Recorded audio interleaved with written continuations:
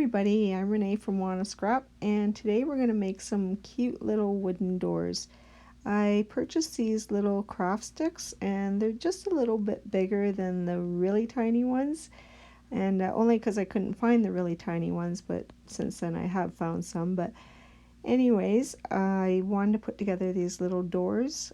Now you can glue these first before doing this step. It might even be easier so that they're not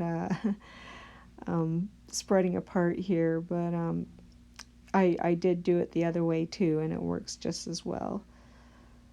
And I have these Fiskars Media scissors, and they work great for stuff like this that are a little bit more wear and tear on our regular scissors, so I really like these. So I'm just getting them all cut here, and you definitely want to sand these edges, and it doesn't matter if some of the wood splinters off, it kind of adds to the charm of it all. So yeah, don't even worry about that stuff. But get them sanded down good so there is no rough edges. So now we're just going to go ahead and glue them, and I just use my 3-in-1 beacon glue. If you feel better about using a wood glue, definitely do so.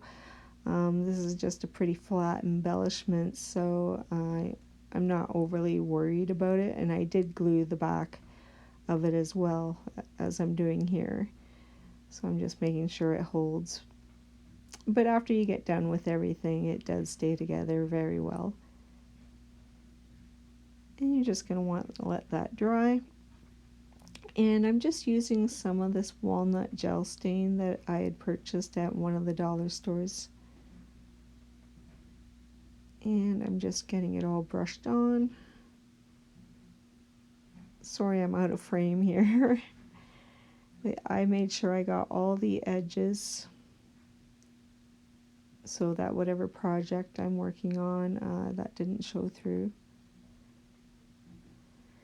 And I did use a dry cloth to keep most of the color, and I found it a lot easier to put it down on the table because it's such a small item to rub out the wood stain there, or rub it in, I should say. And I'm just using some black paint, and I really like this fan brush that I was able to purchase from the Dollar Tree. It's so cool. As long as I keep it clean, I think I definitely should purchase more if I see them again. And you definitely want to make sure that paint is dabbed off so as not to get too much paint. But if you do, that's fine also, because we're going to be sanding these as we are right now. So you just want to give them that roughed up, worn look. And I did try to sand out the darker spots of the black. And this is a die set I had purchased through Joom, I believe. And it's a sliding door kit for Christmas, and but I just used the pieces to put together my door here. And they're very tiny die cuts. I don't usually do well with very tiny, so but this one was okay.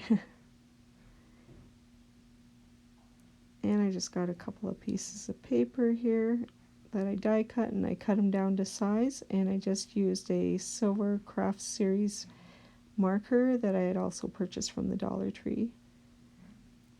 And I'm using a wet glue here.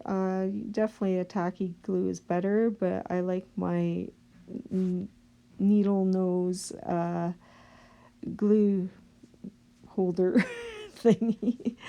So it was just easier to get those very tiny pieces. So I'm just showing how I put some of them together. I used a bone die from another set that I have, and I'm just using a black Sharpie and just trying to change them up a little bit.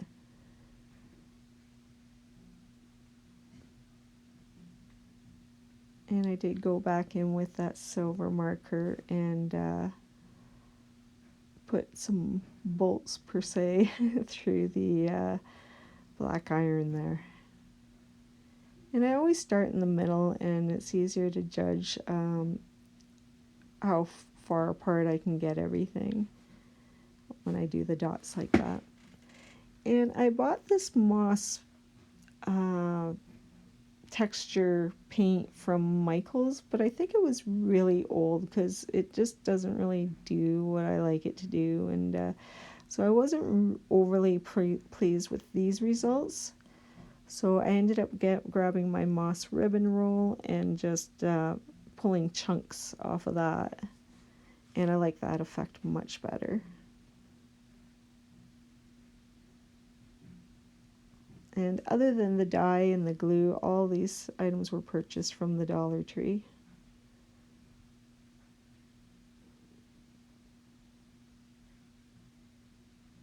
And I was just trimming down the excess. And I just grabbed some confetti that I had purchased a couple years ago. I have some wooden pieces that I painted up. And I used a bat ring that I had purchased in a package from the Dollar Tree, and I just cut off the back. And these little doors, you guys, only measure not even 2.5 inches tall by 1.5 inches, and I think they turned out so adorable. I absolutely love them, and I hope you like them too. Thanks for stopping by, everybody. Have a great day. Bye for now.